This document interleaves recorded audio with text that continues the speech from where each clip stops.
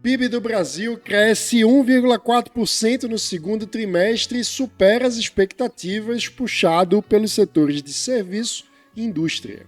Tabuleiro começa a se mover para as eleições para a presidência da Câmara dos Deputados. Eu sou Mano Ferreira. Eu sou Magno Cal. Curta, compartilhe esse vídeo e ative o sininho para não perder as notificações. Este é o Livrescast.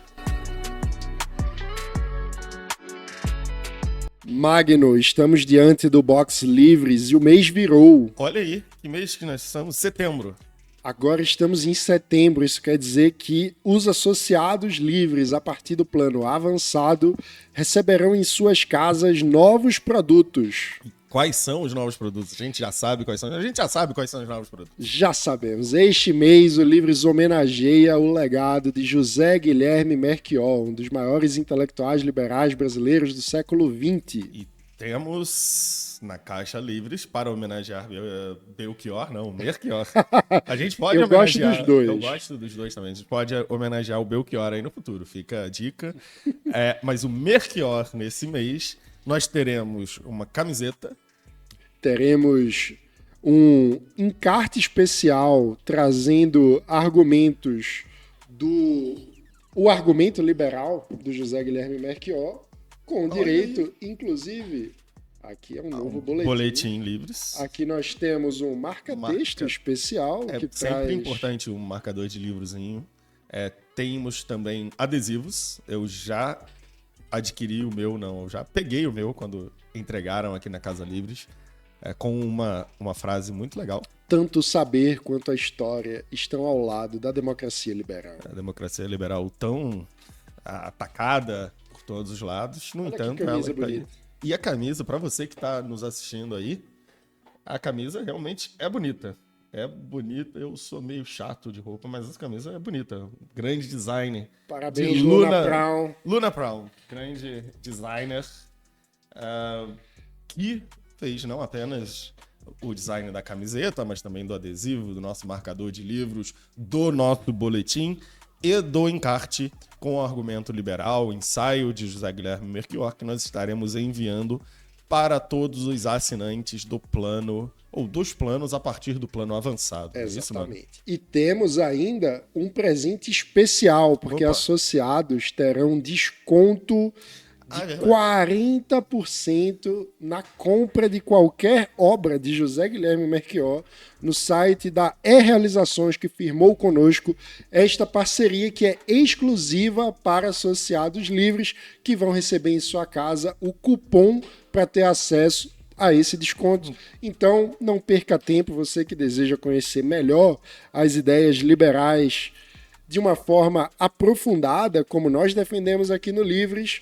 A obra de José Guilherme Melchior é um excelente passaporte, uma excelente porta de entrada, e você pode fazer isso de forma mais barata, se tornando um associado livre. 40% de desconto era muito mais, eu devo confessar, é um desconto muito maior do que a gente imaginava que conseguiria quando fomos falar com a E-Realizações. O prestígio da marca Livres, abrindo portas para fazer o conhecimento chegar de forma mais acessível dos nossos associados. Eu tenho essa coleção das realizações da obra do Melchior, muito boa, muito fácil de ler. Eu sou um leitor bastante chato. O Brasil se especializou em fazer livros para quem não lê, né? Aquele livro que fica bonito na tua estante, mas ler o livro é horrível, que é muito pesado, a capa muito dura, as folhas muito grossas.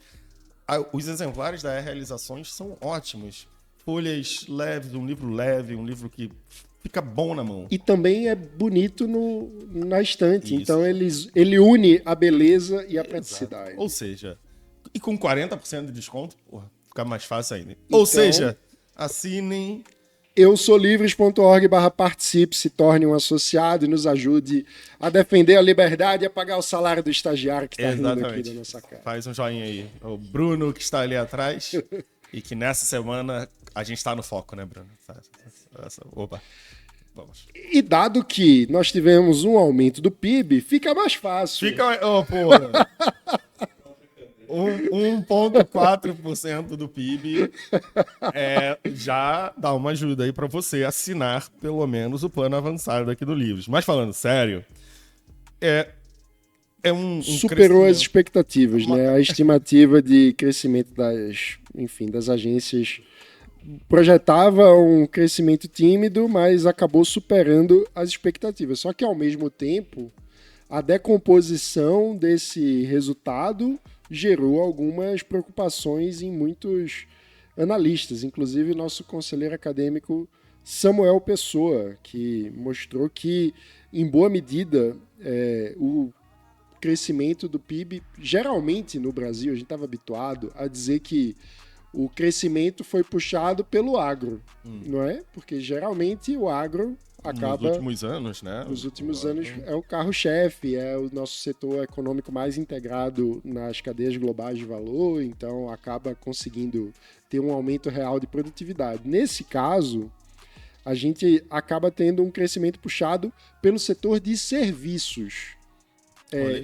E é curioso isso, não é? E tem uma questão importante. Quando a gente fala do crescimento que supera a expectativa, supera a projeção dos analistas, mas que ainda assim há ressalvas a esse crescimento, é importante dizer, não se trata de torcer para uma coisa ou outra. Todo mundo sempre torce para o maior crescimento possível. Todo mundo mora no Brasil.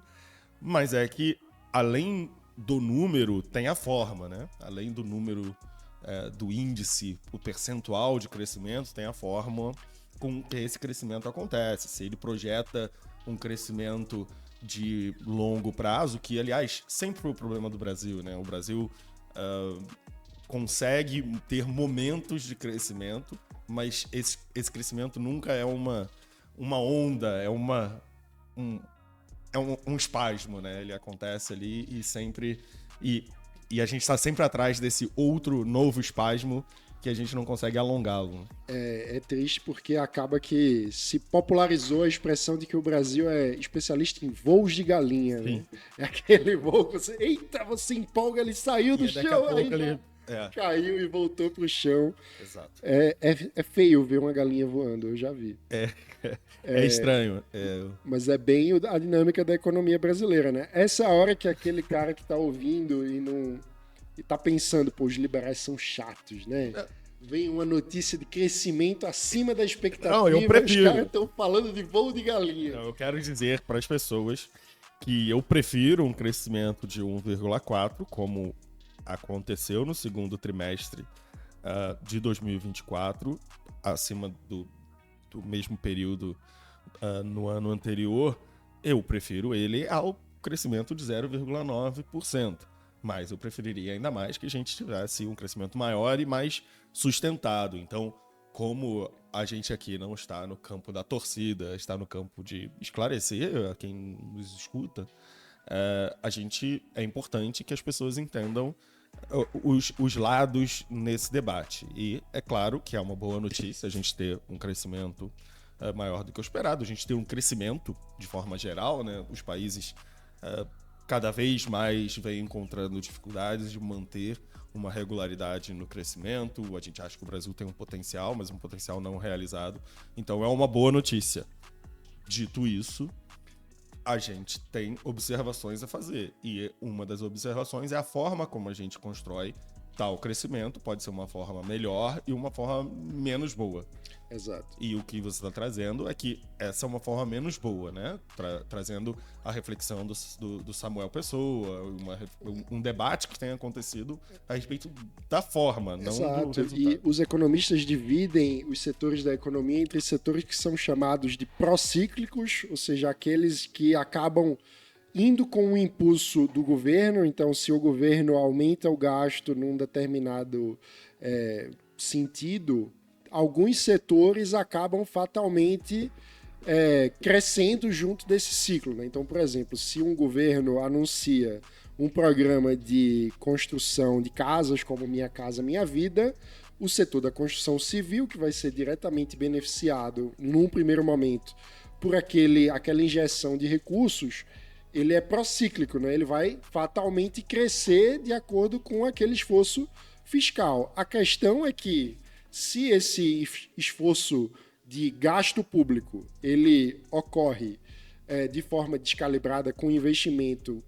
de qualidade baixa, quer dizer que aquele impulso inicial não vai se sustentar ao longo do tempo. Basta lembrar do que aconteceu lá atrás no governo Dilma, quando, por exemplo, a gente foi investir em refinaria. Aí você pega o número do PIB imediato, o setor de refinaria deu um salto. Só que aí, a refinaria não consegue entregar o que prometeu e depois essa conta chega. Então, acaba sendo um voo de galinha. E parte da questão desse aumento de custo do governo se deu também com a consolidação do aumento de gasto de transferência direta de renda, seja porque nós, após a pandemia, acabamos consolidando um patamar de transferência do Bolsa Família num volume de recursos muito maior do que antes da pandemia, seja porque também houve a volta do aumento automático do salário mínimo, gerando com isso um aumento de salário para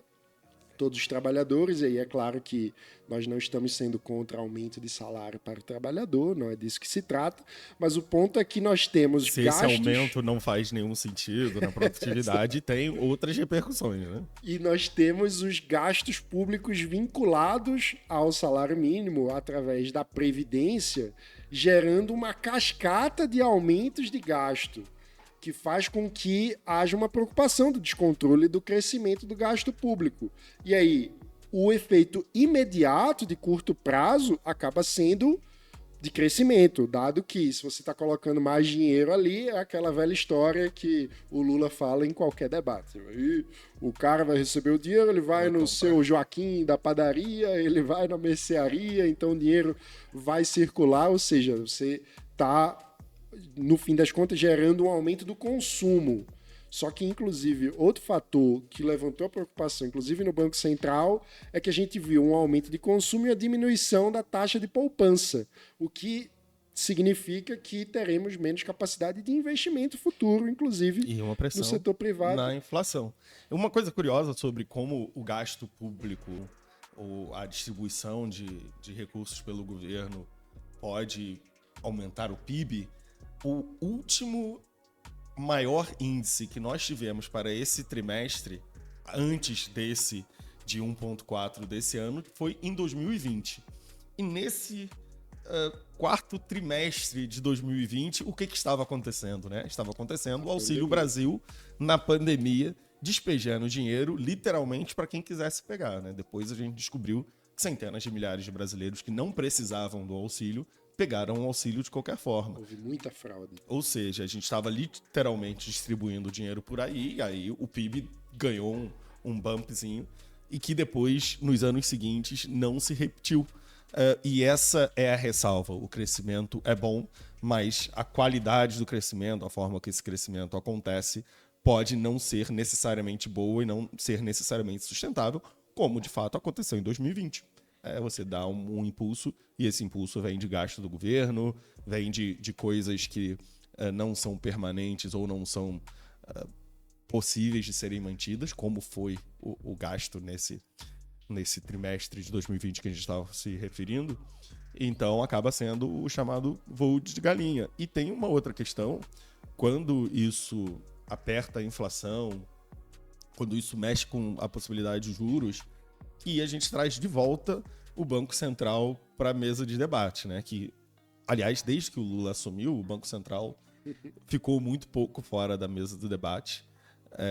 A gente terá uma transição da presidência do Banco Central. O Lula já indicou o Galípolo, que já é membro do Conselho de Política Monetária, do Copom, que já tem voto na decisão da taxa Selic, e que há também uma expectativa acerca de como vai ser esse Banco Central gerido por um indicado de Lula, já que Lula, publicamente e frequentemente, discorda das posições do Banco Central liderado por Campos Neto, né? E nesse sentido, esse crescimento do PIB acima da expectativa pode acabar sendo uma armadilha para o próprio governo, porque a gente sabe que há uma divisão entre pelo menos duas alas dentro do governo Lula hoje, uma ala representada pelo ministro Fernando Haddad e pela ministra Simone Tebet, que acredita que é preciso tentar construir algum mecanismo de racionalidade do gasto, tanto que o ministro Fernando Haddad veio falar sobre a preocupação com crescimento possível da inflação, mas do outro lado você tem a ala liderada sobretudo pelo ministro Rui Costa, ou eu poderia dizer pelo presidente Lula. Pelo presidente Lula e seu representante Rui Costa. É difícil, assim, ó. Que acredita que gasto é vida. E aí pega, a gente tá com déficit e houve um aumento do PIB acima da expectativa, logo gasto é vida, vamos gastar mais ainda. É que o Lula é muito esperto, né? O Lula sempre tem duas alas em seu governo e ninguém sabe exatamente qual que ele tá. E a gente só consegue entender qual agenda está crescendo e qual agenda está caindo no conceito do presidente por algumas nuances, né? O ex-ministro Palocci conta a história do dia em que ele e Paulo Bernardo, que era o ministro do Planejamento na época, se não me engano, fizeram um... Foi marido da Glaze, né? Foi marido da Glaze. Fizeram um plano para os gastos públicos no Brasil, para o controle dos gastos públicos, um plano que ele acreditava ser muito bom e que ele acreditava estar alinhado com o presidente Lula. E no dia seguinte, ele viu a Dilma na imprensa batendo com muita força no plano deles e falando a clássica frase, gasto é vida. E naquele momento, Palocci conta que descobriu que o plano dele estava morto, porque ela jamais falaria sobre isso publicamente sem a anuência de Lula. Mesmo sem saber de que lado Lula estava, ele entendeu naquele momento, pela nuance da forma que Dilma falou que aquela era a posição de Lula. Eu acho que a gente ainda não sabe exatamente em que lado Lula vai ficar. É claro que Lula tem um discurso, principalmente para sua base, de gasto é vida, de vamos gastar, mas de vez em quando ele fala, e eu tenho absoluta certeza que a Haddad não fala sem a anuência do presidente, ele tira ali menções à racionalização dos gastos. Quando o calo aperta, o Haddad tem se pronunciado, mesmo quando o governo não tem esperança de ganhar. No início desse ano a gente teve a questão dos 17 setores da economia, o governo não tinha nenhuma esperança de ganhar, o governo vetou e o veto foi derrubado. Para quem não acompanhou, o Magno está se referindo ao debate acerca da desoneração da folha, né, que queria tirar tributos que, na verdade, são encargos que pagam a Previdência. E aí, enfim, é uma medida que vem desde o governo Dilma e vai sendo eternamente prorrogada, apesar de a literatura acadêmica mostrar que não gera empregos, o discurso, enfim, fica... Que não gerou empregos, né? E para a gente mostrar como essa é uma questão ecumênica, o autor do estudo pelo IPEA foi Adolfo Saxida, que foi ministro do governo Bolsonaro, e indicou que a desoneração não criou empregos. Mas, como você, ouvinte ou espectador, certamente sabe, desonerar 17 setores da economia gera ali um grupo de pressão bastante poderoso, inclusive empresas de comunicação, de imprensa, e o governo adotou o lado fiscalmente responsável, né, com o presidente vetando e o ministro Haddad indo para a imprensa dizer que não havia benefícios para a sociedade brasileira com a desoneração ou com a desoneração feita daquele jeito. Ou seja, tomou uma posição impopular e sem muita esperança de ganhar para marcar posição. Então, às vezes, o Lula dá uma piscadinha para a responsabilidade, mas concordo que a lógica, a norma tem sido de mais gastos, de pouca consideração com o equilíbrio das contas públicas. Ao mesmo tempo, ele indica para o Banco Central, e de confronto com o Banco Central, ao mesmo tempo ele indica para o Banco Central o Galípolo, que é membro do Copom, e o Copom tem votado junto. Junto na direção da taxa de juros, né? Quando eles acharam que era para segurar, todo mundo votou para segurar. Quando era para cair, todo mundo votou para cair. A divisão ali a respeito da velocidade. Então tem gente que vota para cair 1 ponto, tem gente que vota meio vota 25. Há divergências na velocidade, mas há uma certa concordância dentro do Copom. O que deixa um pouco em aberto como será o comportamento do Banco Central na presidência do Galípolo. Se ele, de fato, vai criar ali, vai fazer alguma inflexão, ou se em normas gerais a gente vai ter uma manutenção com uma outra postura da política, sabe? E tem um ponto também, assim, eu não sei até que ponto isso pode reverberar ou está reverberando nos círculos que chegam até o presidente, mas se o governo coloca o pé no acelerador dos gastos agora e a inflação vai estourar depois, a inflação pode acabar estourando perto do próximo ano eleitoral. E aí isso seria um cenário de que basicamente a gente já viu ao longo da história recente brasileira, quando a inflação está descontrolada perto da eleição, o governante perde, seja ele quem for. Então, assim, será que, por outro lado, ele pode considerar que, enfim, apostar no gasto é vida, achando que o crescimento vai... Bolsonaro sofreu muito com a inflação, né? Com a inflação dos alimentos, principalmente. Quem é de São Paulo vai lembrar numa campanha muito visível de que as coisas tá tudo caro, né? Com o preço das coisas. Vários lambi-lambis na Paulista. Muitos... Tá tudo caro, a culpa é do Bolsonaro. Exato. E isso é muito danoso. As pessoas, principalmente as de menor renda, sentiam a mudança no preço das coisas no supermercado, mesmo que o índice de inflação acabe diluindo o peso desses aumentos, é um aumento muito direto, né, para o eleitor. Quem compra no supermercado sente muito. Eu sou um fã de supermercados, vou muito ao supermercado e compro quase sempre as mesmas coisas, sei mais ou menos de cabeça quanto custa cada coisa. E de fato, ali entre 2020 e 2022, os aumentos foram constantes e significativos. E olha que coisa curiosa, porque a gente estava falando justamente que no quarto trimestre de 2020, contexto da pandemia, foi o maior aumento da economia, só que logo depois veio o aumento da inflação. Exato. E muito visivelmente, todo mundo sabe, né? Não é por acaso que Lula, na campanha, foi falar da carne, foi falar da cerveja, foi falar de coisas que se conectam com o eleitor, porque são coisas que ficaram visivelmente e consideravelmente mais caras durante os tempos de Bolsonaro. Dilma, na reeleição, também tinha um problema inflacionário que ela controlou via interferência nos preços, que virou depois uma bola de neve que ela não conseguiu segurar a partir de 2015. Então você represa preços para se reeleger.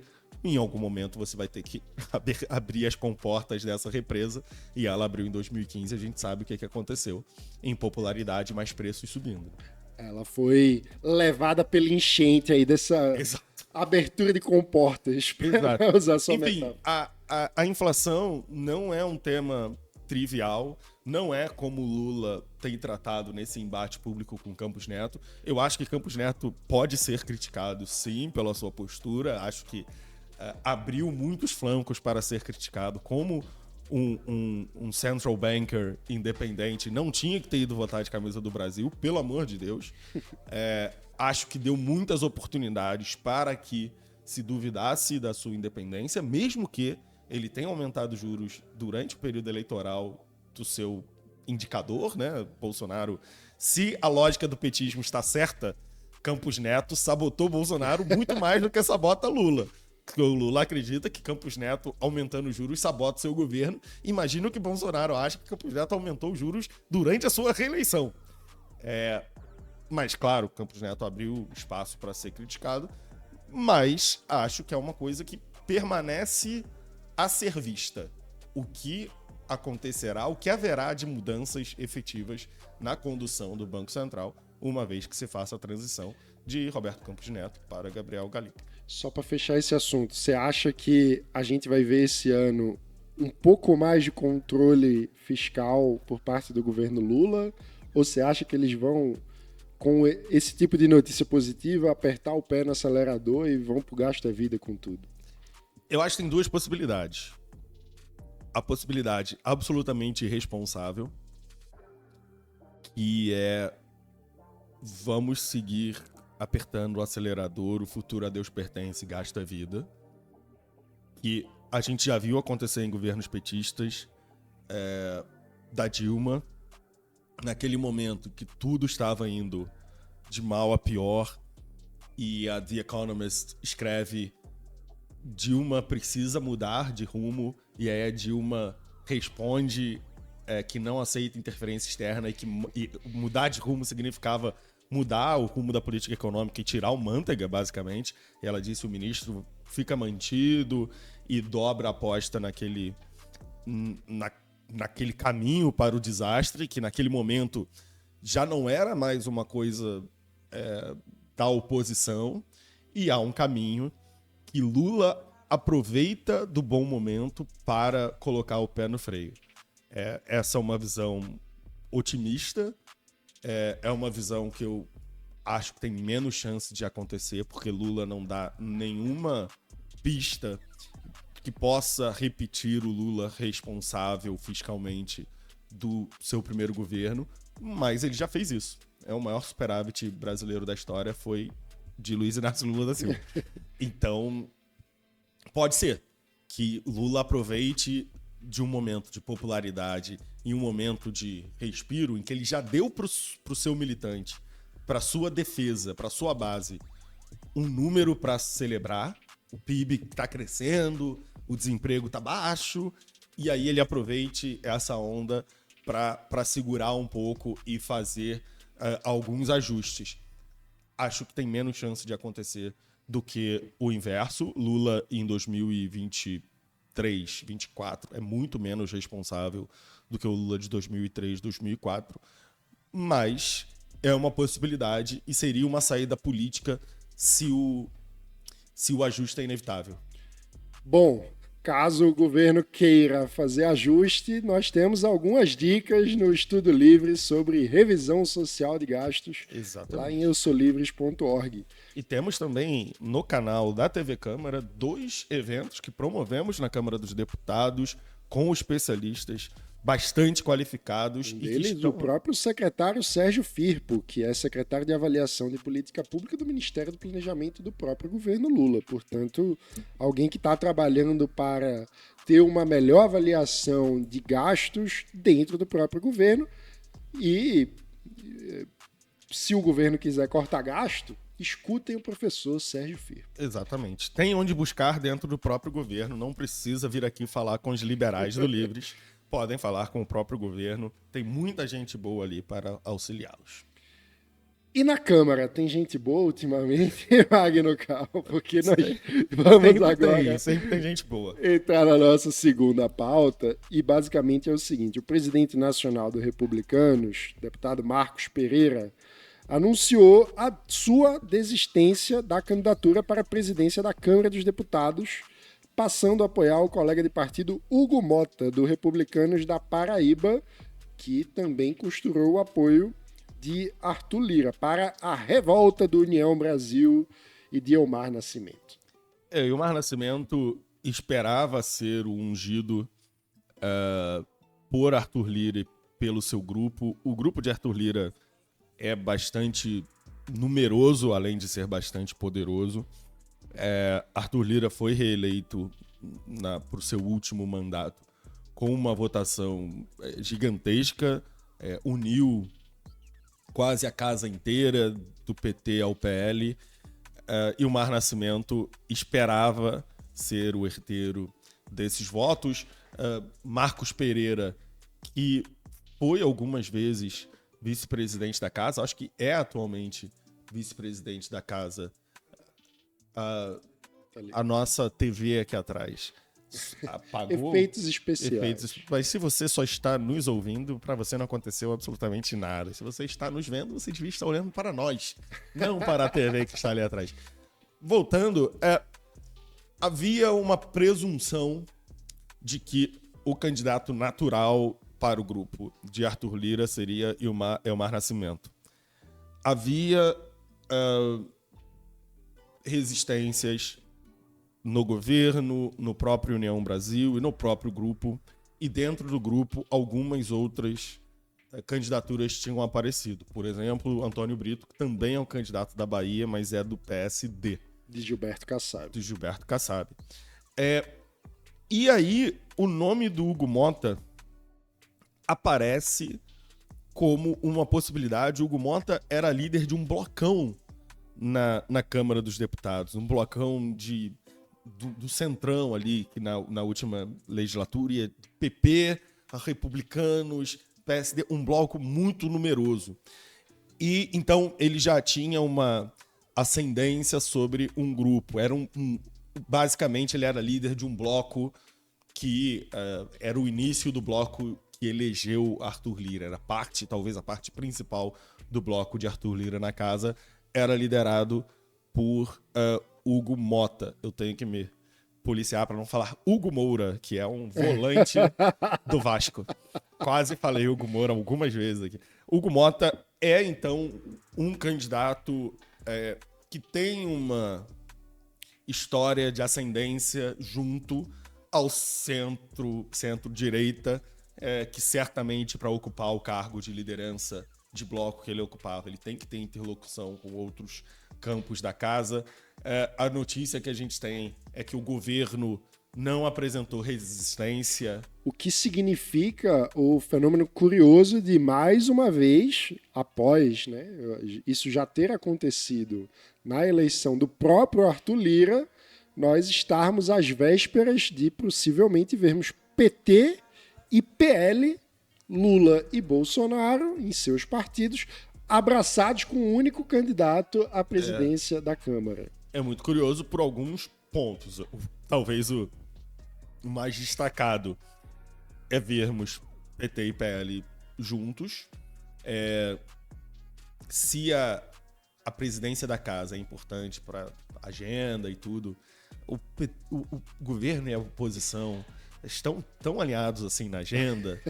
O PT e o PL estão tão alinhados assim sobre para a ponto de colocarem a mesma pessoa na presidência da Câmara, não ter nenhuma candidatura representativa do governo, porque os republicanos, vamos dizer quem é o republicano. Os republicanos é o partido de Tarcísio de Freitas, partido abraçado umbilicalmente ao bolsonarismo, é o partido da Igreja Universal do Reino de Deus. Mas que também tem o Silvio Costa Filho, que atualmente é ministro de Portos e Aeroportos. E o próprio Marcos Pereira foi ministro do MDIC com a Dilma.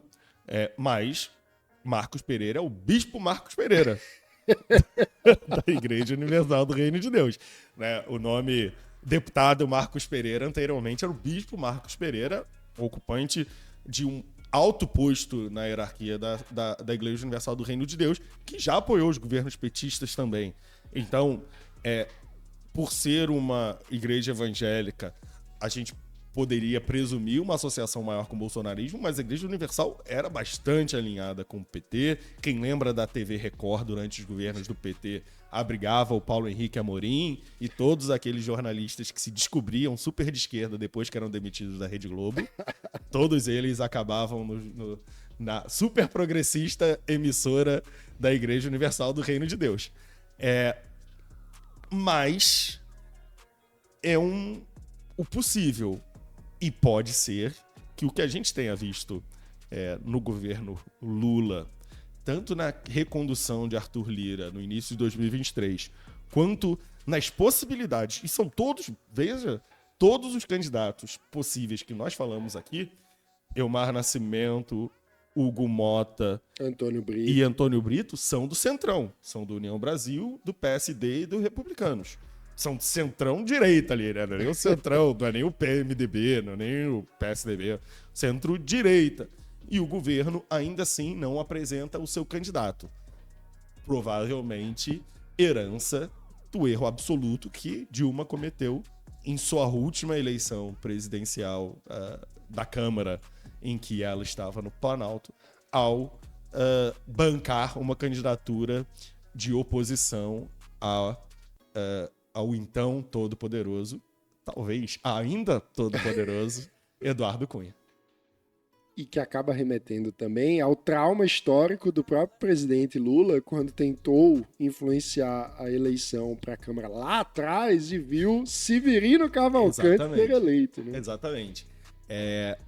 Houve algumas tentativas doidas de outsiders de obter a vitória para a presidência da Câmara. Jair Bolsonaro se candidatou algumas vezes e teve 3 votos, 4 votos, mas com Severino Cavalcante a candidatura do outsider prosperou.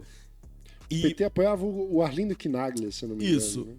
O PT tinha o Aldo Rebelo, que tinha sido presidente, o Quinaglia, acho que tinha sido presidente também, o João Paulo Cunha foi presidente. E havia uma certa presunção, uma tradição de que o maior partido da Câmara indicava o presidente. E à época havia uma coisa do MDB e do PT, por serem as duas maiores bancadas, de se intercalarem. O Temer chegou a ser presidente da Câmara nessa época. E aí, em algum momento, o PT rompe esse acordo.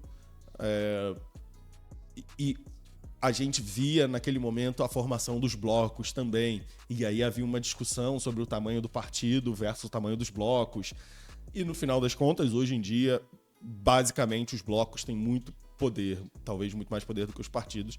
Veja que o PL, que é a maior bancada da Câmara hoje, nem apresenta candidato. Agora, tem alguma chance de toda essa negociação, todo esse jogo de xadrez que a gente está falando, significar uma melhoria da relação entre legislativo e executivo na prática, ou seja, diminuindo a fatia do orçamento que é mordida pelas emendas parlamentares, ou você acha que o governo está entregando os pontos porque não tem como ganhar a disputa mesmo? Eu acho que o governo já entregou os pontos. O que a gente viu 23, 24 é o governo largamente entregue. O custo de aprovação de matérias importantes para o governo foi muito alto. Muito mais alto do que jamais foi, se a gente computar o tamanho das emendas que são liberadas e que foram liberadas estrategicamente. O Congresso segue tomando poder do Executivo. Aprovaram todas as emendas agora, quando voltou o STF barrou e depois mediou a negociação entre Executivo e Legislativo. No final das contas, no acordo, todas as emendas seguem impositivas, e isso já é uma outra forma do Legislativo dominar o Executivo, tirar uma possibilidade de exercício de poder, porque o Executivo, não sendo obrigado a realizar todas as emendas, jogava com o timing. Então, você tem uma emenda, deputado, recebi, muito obrigado, mas eu não sou obrigado a empenhar esses recursos e vou empenhar vote comigo se você votar deseja. comigo. Exatamente. Agora, se as emendas são impositivas, eu vou ter que colocar lá de qualquer forma, ou seja, eu perdi mais um argumento aqui. E não me parece ser provável que o parlamento irá, por livre e espontânea vontade, devolver poder para o executivo. Tem uma fofoca, um burburinho, de que é possível de que o presidente Lula esteja conversando com o presidente Arthur Lira para que, nesta composição toda, ele vire ministro do governo. Numa negociação desse tipo, atraindo Arthur Lira, atraindo Rodrigo Pacheco para dentro do palácio, de alguma forma, através de um ministério, é possível pensar numa recomposição de força? É possível. Primeiro, Arthur Lira já indica aliados para cargos no governo Lula. Isso é uma realidade. Desde a presidência da Caixa. As pessoas ficaram surpresas com a superintendência do INCRA em Alagoas ser exercida por um primo de Arthur Lira, que só foi descoberto quando ele foi exonerado. Então, a pessoa ligada a Arthur Lira, o primo de Arthur Lira, era quem negociava com o MST. Quem o governo Lula botou para negociar com o MST em Alagoas era o primo do Arthur Lira. E a presidência da Caixa, todo mundo sabe, enfim, Arthur Lira é poderoso e já indica aliados para cargos no governo Lula. O que pode acontecer a partir daí é um pouco daquilo que as pessoas já falam também, né? A boca pequena, que é a divisão do poder, né? Que o governo Lula 3 convoca convida membros de partidos para fazer parte dos ministérios, mas não faz a divisão do poder. Por isso que isso não se reflete em apoio político. Pode ser uma tentativa de divisão do poder. Vale lembrar o que Bolsonaro fez exatamente nesse momento do seu governo. Levou para a Casa Civil. Para a Casa Civil. Alguém que tinha o chamado de fascista 3 anos antes. O senador do Piauí, como é que é o nome dele? Ciro Nogueira. Ciro Nogueira levou o PP, representantes do PP, para a articulação política. A Secretaria de Governo ficou com a deputada Arruda do Distrito Federal. Isa Arruda? Enfim. Esqueci o primeiro nome, mas a deputada Arruda, Márcia Arruda, Carla Arruda, Paula Arruda, não era nenhum desses. Alguma coisa Arruda. Flávia Arruda. Colocou políticos para articular... Por sua vez, era casada com José Roberto. José Roberto, claro, sim. Governador, senador, caçado. Chorou no plenário. E também foi filmado recebendo caixas de dinheiro e contando dinheiro. Então também tem essa outra parte. Detalhes. Mas, de fato, o Bolsonaro levou os políticos para o centro do poder e o centro da articulação do governo com o Congresso e também da execução do orçamento, né? Ele colocou mais políticos na execução do orçamento, que é uma pauta que apresenta uma grande conexão com os interesses dos políticos, né? Os políticos estão interessados na execução do orçamento, na execução do orçamento nas suas áreas, as suas emendas, nas obras. Essa é uma forma de melhorar o seu poder político no parlamento. E, de fato, a representação política do governo Bolsonaro na segunda metade do governo foi muito melhor do que na primeira metade do governo. Então, Lula está tentando reformular a sua relação com o parlamento. De novo, Arthur Lira chamou o ministro Padilha de seu inimigo. Inimigo. Então, alguma coisa claramente precisa mudar nessa relação. A nossa esperança otimista é termos um acordo de agendas entre o parlamento e o executivo, que não me parece que vai acontecer. Na minha visão pessoal, eu acho que a gente precisa repensar o modelo político brasileiro, porque nesse momento o país está ingovernável. A gente tinha uma visão que a governabilidade custava muito, e todos os presidentes, desde a redemocratização, tiveram que lidar da sua forma com o problema da governabilidade.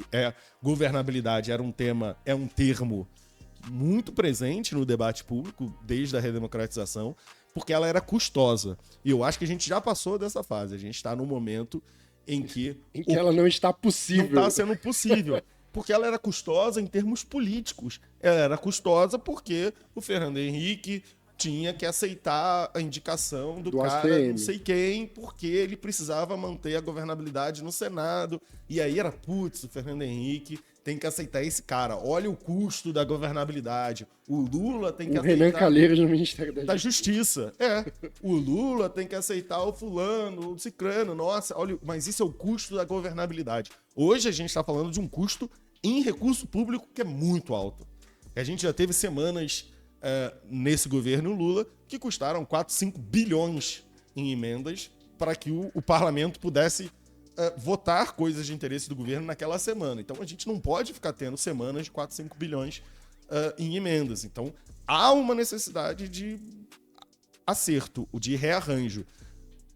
Eu não acho que vá acontecer porque o executivo e o legislativo querem a mesma coisa, dinheiro, para a mesma coisa, a execução de obras do seu próprio interesse, mas só um deles apresentou um projeto de país para o Brasil. O executivo. O legislativo não tem nenhum compromisso com essa agenda do governo Lula. Então, está descalibrado.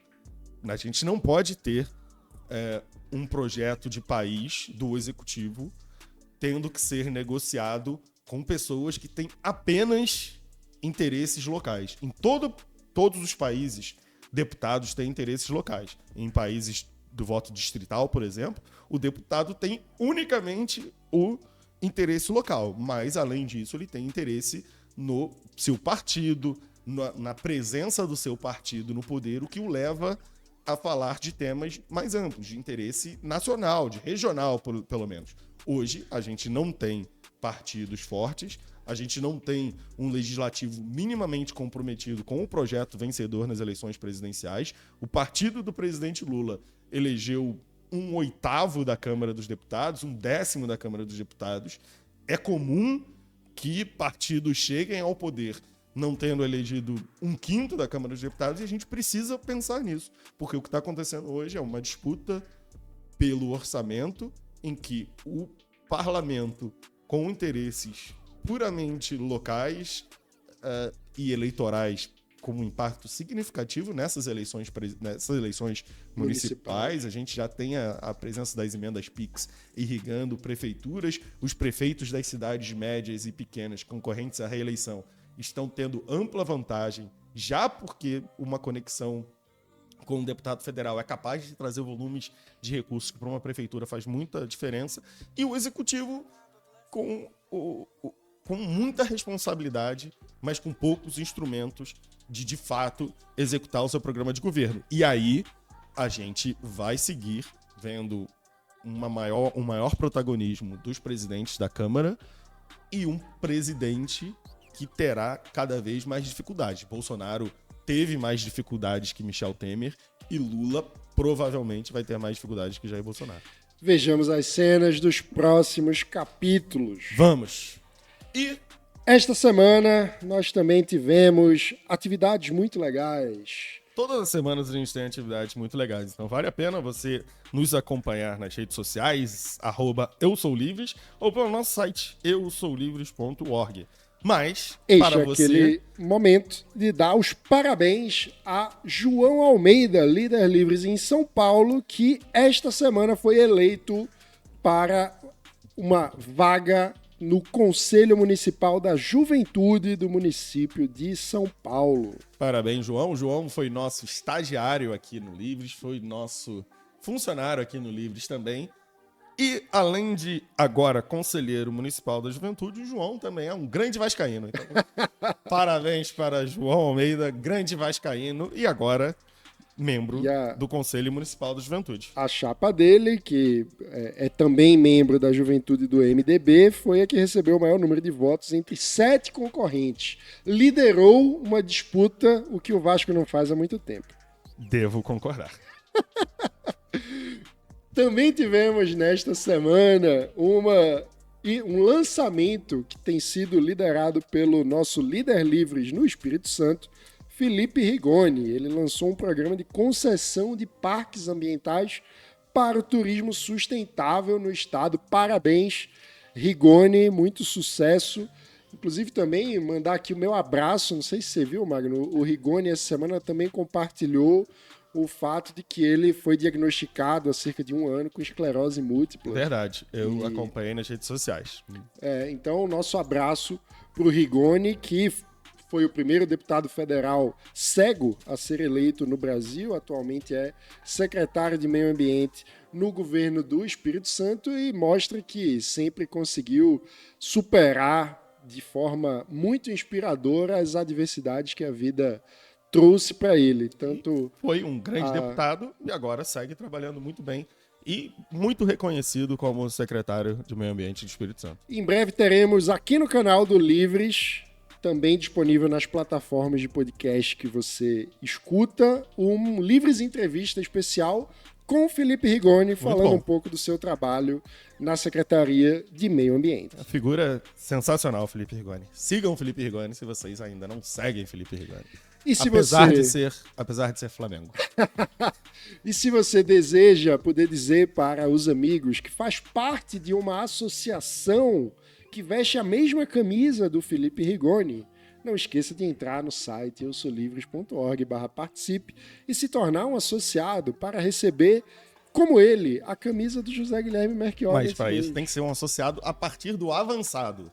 Você pode ser um associado Livres a partir de R$ 29,90 ou a partir de R$0 se você não tiver R$ 29,90, você manda um e-mail pra gente e diga, olha, não tenho grana. Eu, por muitos anos, não tive R$ 29,90 para pagar por mês. Então eu entendo a você, estudante, Você, pessoa em geral que não tem R$29,90, mas quer participar, pode participar. É uma questão de princípio, ninguém vai ficar de fora por causa de dinheiro. E é mas... nesse mesmo link, eusolivres.org/participe, se você rolar a página lá para baixo, também vai ter a opção da associação social para quem não tem dinheiro. Exatamente. Mas quem tiver, a gente quer também. Não existe podcast grátis. Assim, a gente não quer excluir ninguém que não tenha grana. A grana não precisa ser e não será critério de participação no Livres. Mas caso você tenha, a gente também aceita. A gente não pede e nem recebe dinheiro público. Então, só sobrou o seu dinheiro, amigo ouvinte. E se por algum motivo você não quiser ser um associado, mas quer contribuir com o nosso trabalho, manda aquele Pix. Não é um emenda Pix, é um Pix voluntário. É muito mais bem utilizado, né? pix@eusolivres.org. Uma emendinha Pix daquela lá resolveria o nosso orçamento por uns 25 anos. Mas não temos interesse em dinheiro público, queremos dinheiro apenas voluntário. Então, por favor, voluntariamente, mande-nos um Pix. Não é um compromisso de longo prazo. Você não vai ficar recebendo uma vez. pix@eusolivres.org. Aceitamos qualquer valor, mas se for mais, a gente acha melhor. É isso aí. Então, obrigado e até a próxima. Até semana que vem. Tchau, tchau.